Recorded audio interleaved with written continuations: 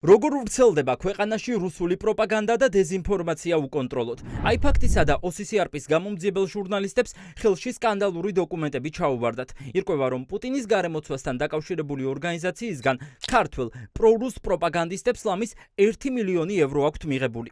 ფული ტრენინგებში, წიგნების დაბეჭდვასა და ფილმების გადაღებაში იხარჯება. ანუ აკეთებენ ყველაფერს იმისთვის, რომ საქართველოს მოქალაქეებს დააჯერონ, თითქოს რუსეთი კეთილის მსურველი მეზობელია და რომ საქართველოსთვის სანქციებთან მიერთება წამგებიანი იქნება.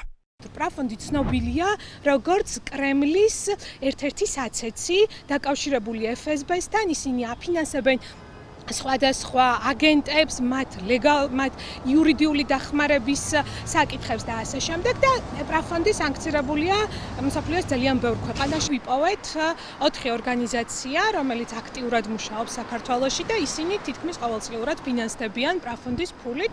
გამოჟონილი დოკუმენტების მიხედვით დგინდება, რომ პრაფონდისგან დაფინანსებას იღებს გულბაათ რცხილაძეც. მის სახელზე 4 ორგანიზაციაა დარეგისტრირებული. სწორედ რცხილაძე უდგას სათავეში 9 მაისს გამართული უკვდავი ჯარის მსვლელობას, რომელიც მეორე მსოფლიო ომში დაღუპულთა ხსოვნას მიაგებს პატივს. გამომძიებელი ჟურნალისტების ინფორმაციით, რცხილაძეს სხვადასხვა დროს პრაფონდისგან ათასობით ევრო აქვს მიღებული, თუმცა რცხილაძე გავრცელებულ ცნობებს დეზინფორმაციას უწოდებს.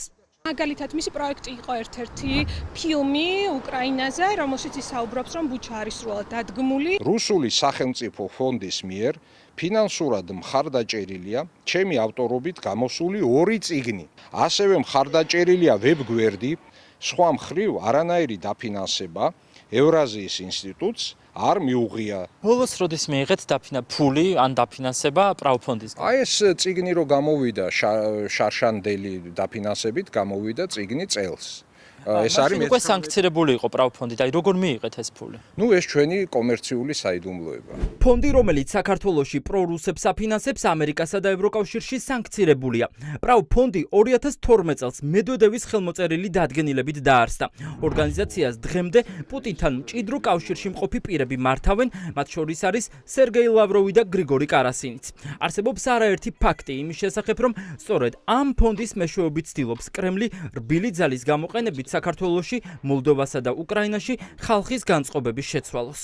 დასავლური დაფინანსებით NGO-ების საქმიანობა უნდა შეზღუდონ, მაგრამ რუსული KGB-სთან სპეცსამსახურებთან აფილირებული და ასოცირებული კრემლის აგენტები უნდა იღებდნენ უწყვეტად უცხოურ დაფინანსებას, რომელიც პირდაპირ მომართულია ჩვენი ოკუპანტი ქვეყნის მიერ. მთავარი პრობლემა და მთავარი გამოწვევა აქ არის ის მეხუთე კოლონა რუსეთის საქართველოში, რომელსაც სათავეში თავად ივანიშვილი ჩაუდგა და ეს გულბაათ რცხილაძე იყო საწყის სტადიაზე საჭირო და ეხლა უკვე დამხმარე და შემავსებელი კომპონენტი კრემლის იმ საქმის, რომელსაც დღეს ივანიშვილი ემსახურება ქვეყნის შიგნით.